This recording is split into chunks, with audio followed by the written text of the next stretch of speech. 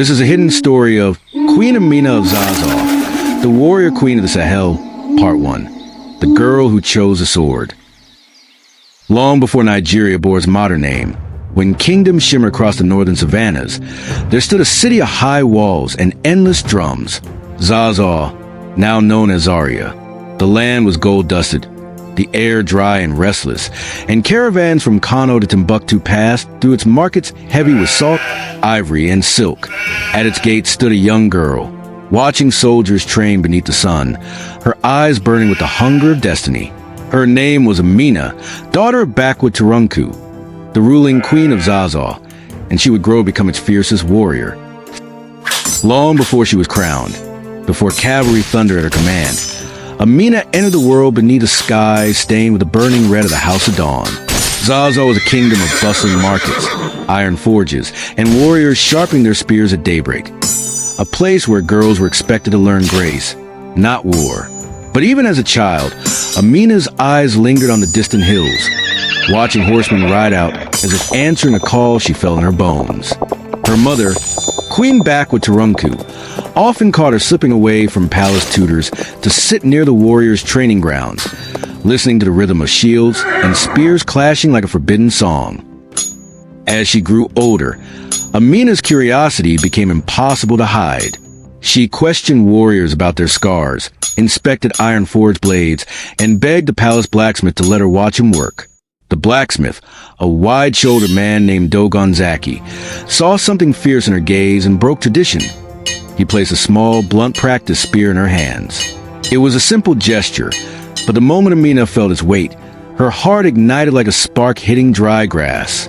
She swung it awkwardly, stumbling, yet the determination in her stance silenced every doubt. The palace walls of Zazzau held stories of kings, traitors, warlords, and betrayals. Amina wandered its corridors like a shadow, absorbing every whispered tale. She learned of rival Hausa kingdoms, Kano, Katsina, Gobir, and the delicate alliances that kept the region in tense harmony. When she listened to diplomats argue, her mind recorded every insult and promise. When merchants described faraway lands, she memorized every river, mountain, and trade route. The palace believed it was raising a future queen of diplomacy, but Amina was quietly studying how to rule an empire. When Amina turned 16, the stables granted her permission to ride, a privilege usually reserved for male heirs. The first time she mounted a royal horse, the world changed. The wind roared in her ears, the earth trembled beneath the gallop, and the horizon stretched endlessly, as if inviting her. Villagers watched in awe as the young princess rode like she had been born in the saddle. Warriors whispered, "But Queen Mata, the dark woman who rides like thunder." It was not meant as an insult. It was a prophecy. Her first battle came unexpectedly. A raiding band from a rival kingdom swept toward a trading caravan near Zazzau's outskirts. Amina, though not yet a warrior, followed the cavalry without permission. As arrows rained and shields thundered, she saw the brutal truth of war, its chaos, its fear, its fire. But she did not flee.